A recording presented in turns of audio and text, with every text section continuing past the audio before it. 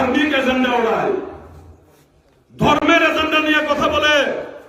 যখন একজন মা স্বামী মারা যাওয়ার পরে শ্রাদ্ধ করতে পারে না, তো ধর্মের এজেন্ডা গুলা কোথায় থাকে?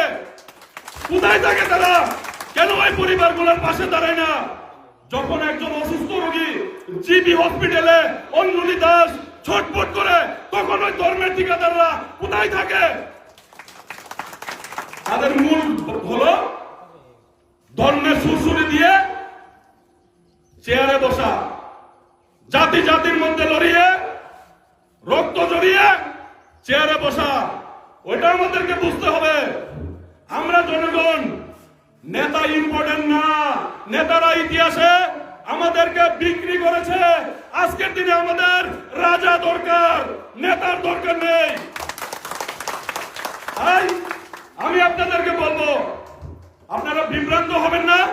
সমগ্র ত্রিপুরা রাজ্যে দলে দলে আমাদের পার্টিতে জয়েন করছে।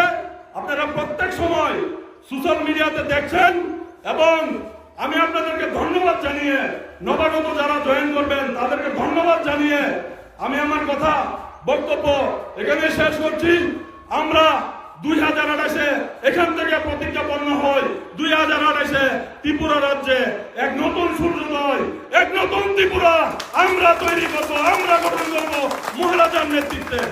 আসসালামু আলাইকুম, নমস্কার, খুলুমখা। মহারাজা প্রদ্যুৎ কিশোর দেব বর্মন লং লিভ, ত্রিপুরা মাতা পার্টি লং লিভ।